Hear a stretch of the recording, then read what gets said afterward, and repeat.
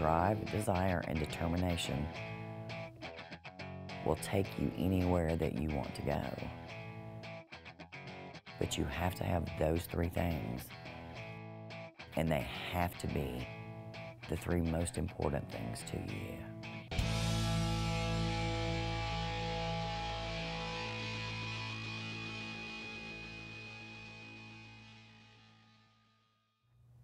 I was actually at my wit's end because I did not want my daughter to be labeled with a disability and feel that she had nothing to give for the rest of her life. Courtney is very intelligent. Her GPA was great in high school and she did very well academically, but socially, she was very reclusive. I wasn't diagnosed with my Asperger's until I was 18. So my whole entire life through school, I've had to find ways to make it where I don't freak out in the middle of a classroom or I don't do something awkward. There was just so many things that I didn't really understand about myself that I was having to try to learn how to control so I could, get through high school without, disrupting class or, being able to have friends and stuff like that. She was always very quiet, very secluded, kept to herself, easily intimidated, always wanted to blend or actually not be noticed or recognized, didn't want to stand out in any way. She didn't want to do anything for anybody to notice her.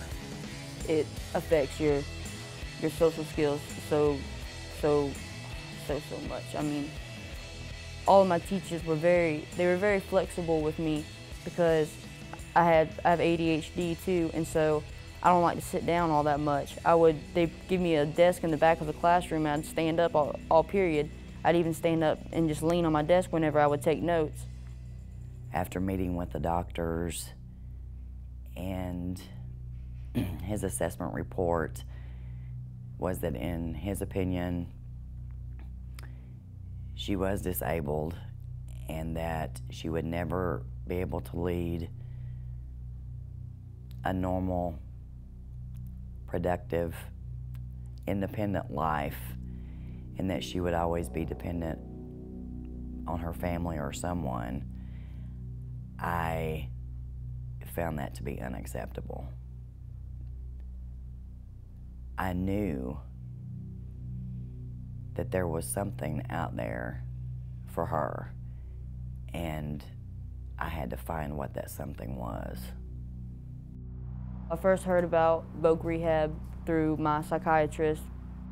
Now, I've lived in this area for 13 years and passed by this place every day. And every day I looked at the sign and I always wondered, what do they do there? What is it they do there?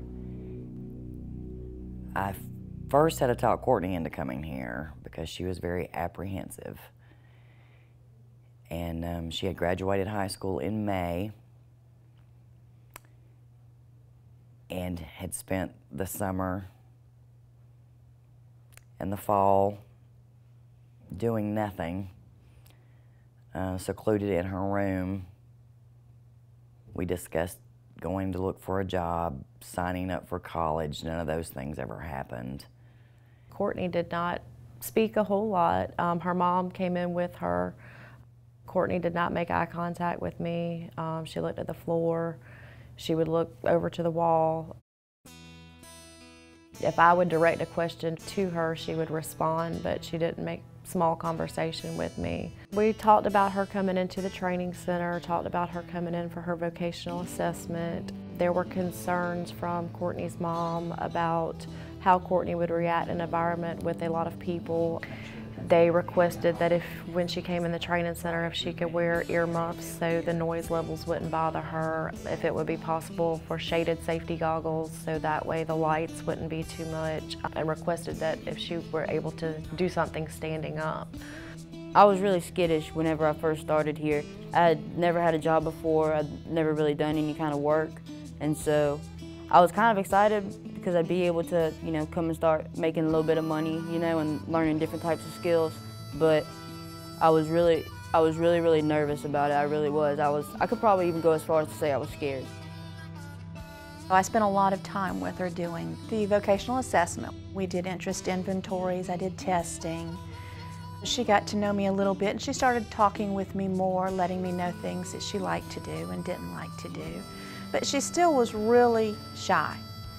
She didn't really know a whole lot about what she really wanted to do. She'd been cushioned all during high school by her sister, who was there with her. And that was her social cushion. And she relied on her a lot. So that whenever she was not around her sister, she was kind of lost. Something as simple as walking into a gas station and telling them, you know, I need $10 on pump 2. Or sitting down in a restaurant and being able to actually tell the waitress what it is that you want to order. For the longest time, I didn't order my food. My mom had to order it for me just because I was so scared to talk to people. I mean, if I ever needed help in a store looking for something, I would just wander around like a lost puppy because I'd be too afraid to ask anybody for help.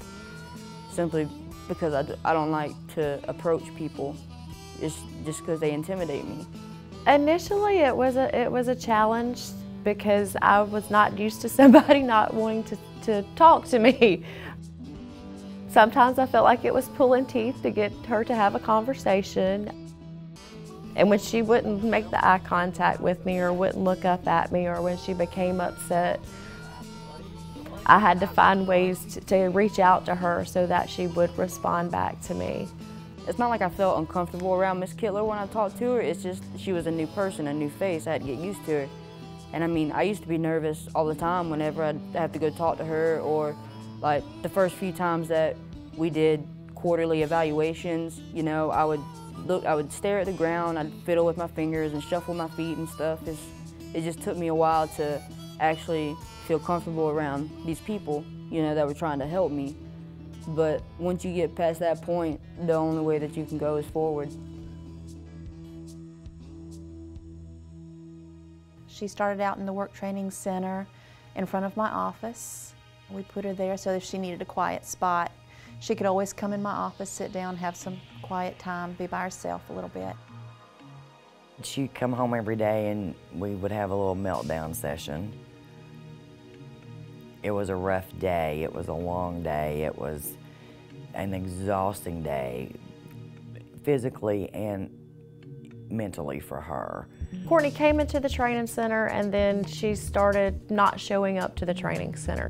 Whenever I would issue any action, she would get upset, she would cry. I would tell her that it was nothing personal against her, but this is what we were here for, was to help her with those job skills that she needed. And then it was a brief period where Courtney had no contact with me at all. I kept calling, I kept sending letters, I did home visits. Kept in touch with her mom through email. She would let me know how she was doing, and I, would encourage her to get Courtney to call me. And Courtney did come back and she made an appointment with me. And then when she came back that time, I saw a big change in her.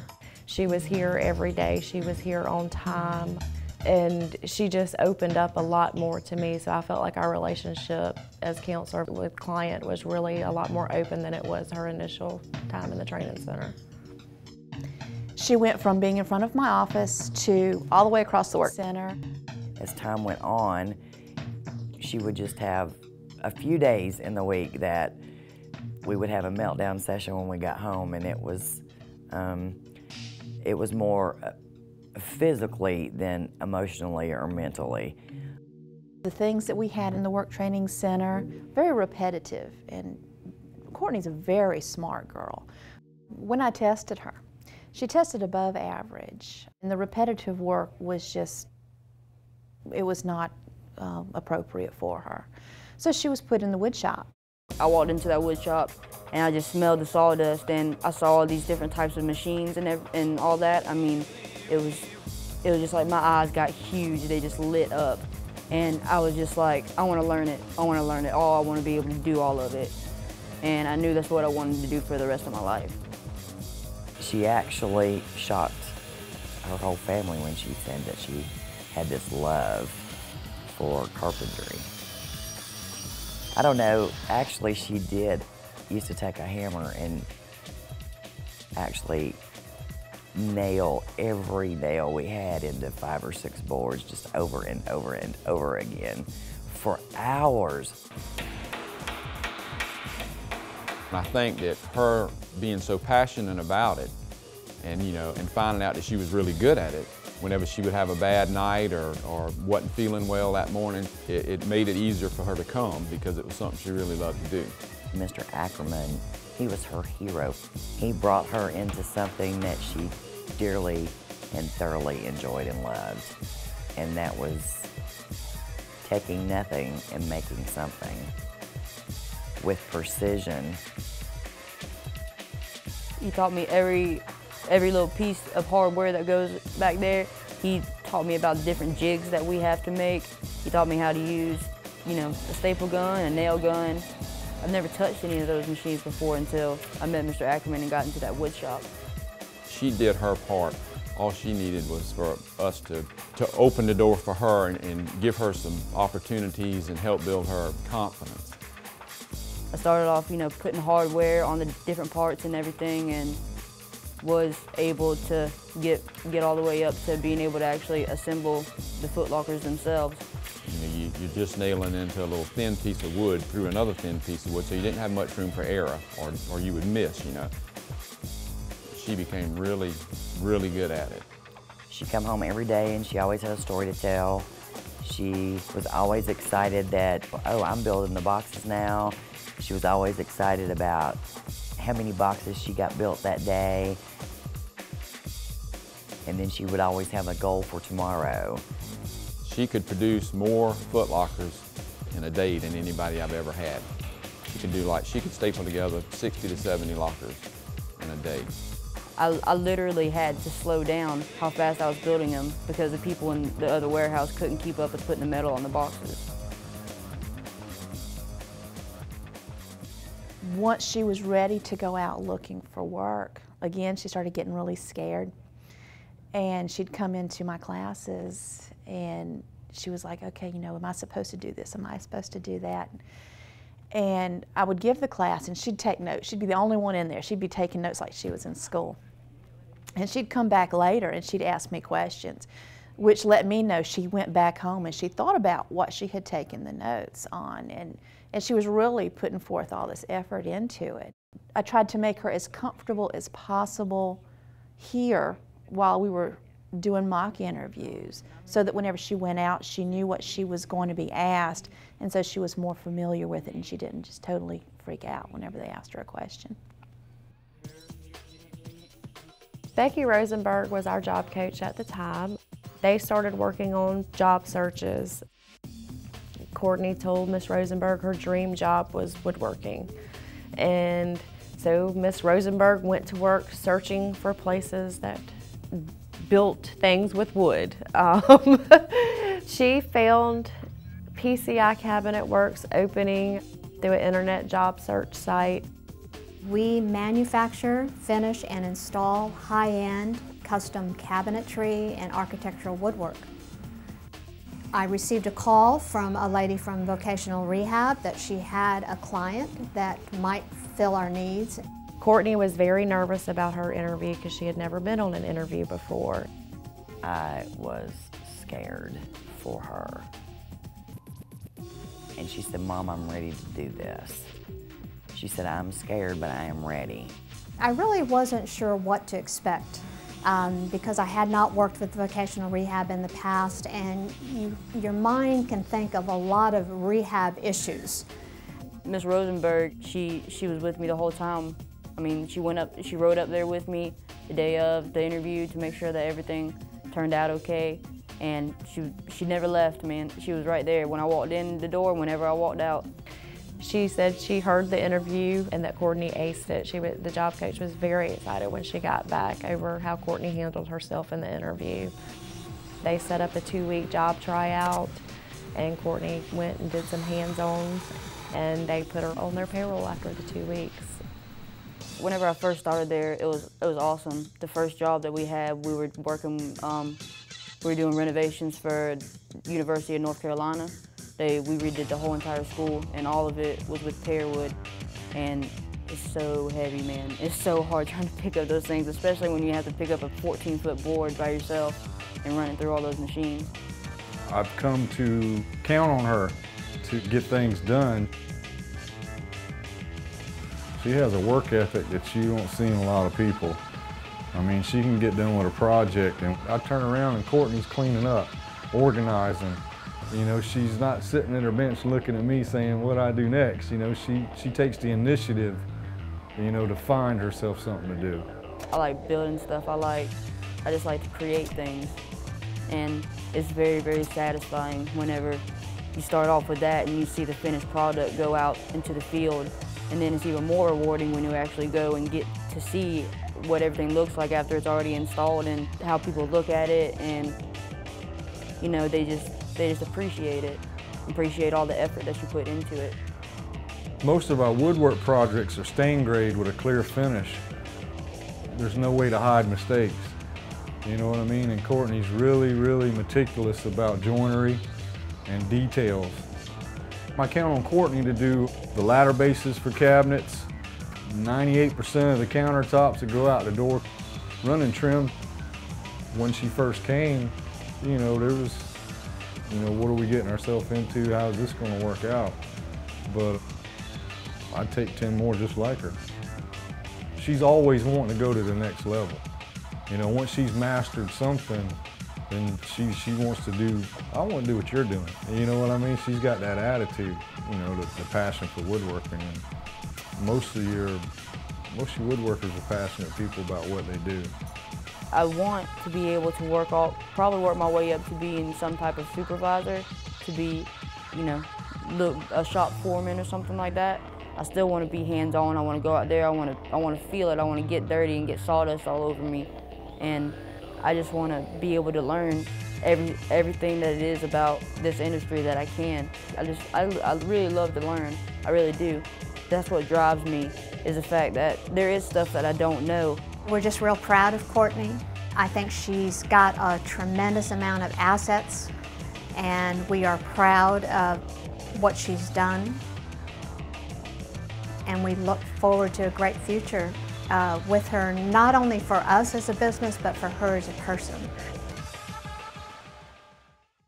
I really honestly do not think I would be where I'm at right now today if I had never found out about Voc Rehab.